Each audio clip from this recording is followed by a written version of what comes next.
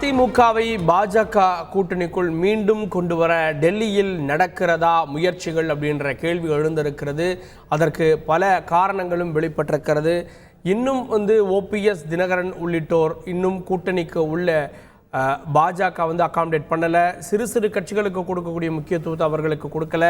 டெல்லி சென்றிருக்கக்கூடிய பாஜக தலைமை அங்கு சீட்டுகளை யார் யார் அப்படின்னு உறுதி செய்து வருகிறது. இந்த சூழலில் அதிமுகவை கூட்டணிக்குள்ள எவ்வாறாக கொண்டு வருவது அப்படின்னு யோசித்து வருவதாக தகவல். செய்தியாளர் ராமச்சந்திரன் கூடுதல் விவரத்தோடு இணைகிறார். ராமச்சந்திரன், அதிமுக பாஜகவோடு கூட்டணி இல்லை அப்படின்னு அறிவித்த பிறகும் இன்னும் இந்த முயற்சி தொடர்கிறதா? டெல்லியிலிருந்து வரக்கூடிய தகவல்கள் என்ன? வணக்கம் கார்கே.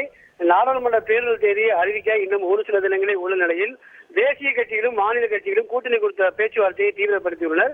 குறிப்பாக தேசிய ஜனநாயக கூட்டணியில் மீண்டும் அதிமுகவை கொண்டு வர வேண்டும் என பாஜகவின் தேசிய தலைமை தொடர்ந்து முயற்சி செய்து வருவதாக தகவல் தெரிவிக்கப்படுகிறது. குறிப்பாக இந்தியா முழுவதும் மாநில கட்சிகளை கூட்டணியில் கொண்டு வர தீவிரம் காட்டி வரக்கூடிய பாஜகவானது அதிமுகவின் தமிழகத்தில் தேசிய ஜனநாயக கூட்டணியில் கொண்டு வர வேண்டும் எனவும் அவர் தொடர்ச்சியாக இறுதியாகவும் பேச்சுவார்த்தை நடத்தி வருகின்றனர். குறிப்பாக ஒரு மாநிலத்தை விடாம எல்லா மாநிலத்தில் இருக்கக்கூடிய மாநில கட்சிகளை ஒருங்கிணைத்து 400 இடங்களிலாவது பாஜக வெற்றி பெற வேண்டும் என்று திட்டமிட்டுள்ளது. மேலும் ஏற்கனவே கடந்த சட்டமன்ற தேர்தலை பொறுத்தவரை 2021ஆம் ஆண்டு சட்டமன்ற தேர்தலை பொறுத்தவரை ஒருங்கிணைந்த அதிமுக வேண்டும் எனவும் அப்போதைய மத்திய உள்துறை அமைச்சராக இருக்கக்கூடிய அமித்ஷா தொடர்ச்சியாக பாஜகவின் முக்கிய நிர்வாகிகள் மற்றும் அதிமுகவின் முக்கிய நிர்வாகிகள் வலியுறுத்திய நிலையில் இந்த முறை இதுவரை ஓபிஎஸ் மற்றும் தினகரனை கூட்டணி பேச்சுவார்த்தைக்கு அழைக்காமல் இருப்பது மிக முக்கியத்துவம் வாய்ந்ததாக பார்க்கப்படுகிறது. ஏற்கனவே முன்னாள் முதலமைச்சர் திரு பன்னீர்செல்வம் 3வது முறையாக இந்தியாவின் பிரதமராக திரு மோடி வர வேண்டும், பாஜகவின் தலைவர் பாஜக மீண்டும் ஆட்சிக்கு வர வேண்டும், பாஜகவின் அந்த தலைமையை தான் ஏற்றுக்கொண்டுள்ளதாக அறிவித்துள்ள நிலையில் இதுவரை திரு பன்னீர்செல்வத்தை கூட்டணி கட்சிக்கு பேச்சுவார்த்தைக்கு அழைக்கவில்லை. நெல்லை திருநெல்வேலியில் நடக்கக்கூடிய பாஜகவின் பொதுக்கூட்டத்திற்கு கூட மேலே ஏற்றவில்லை என்பது வெளிப்படையாக தெரிகிறது.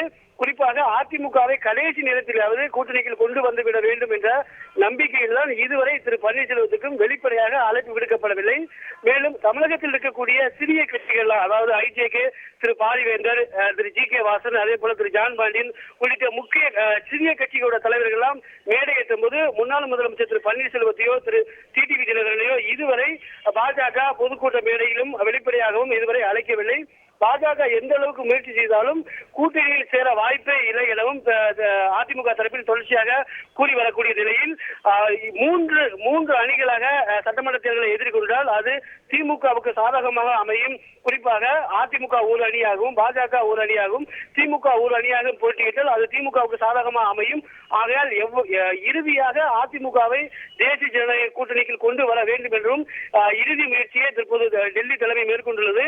மேலும் போட்டியிட விரும்புவர்கள் வாங்கக்கூடிய மனுவும் நேற்றுடன் முடிந்த நிலையில் அதிமுக தரப்பில் கூட்டணி குறித்த பேச்சுவார்த்தை மற்றும் வேட்பாளர் குறித்த தீவிரம் காட்டக்கூடிய பணியில் தற்போது திரு எடப்பாடி பழனிசாமி ஈடுபட்டு வருவதாக தெரிவிக்கிறது. அது மட்டுமில்லாமல் அதிமுக மற்றும் பாஜக ஓட்டு சதவீதத்தை கணக்கிட்டுதான் தற்பொழுது பாஜகவின் டெல்லி தலைமை இந்த இறுதிக்கட்ட பேச்சுவார்த்தை துவங்கி உள்ளதாகவே பார்க்கப்படுகிறது.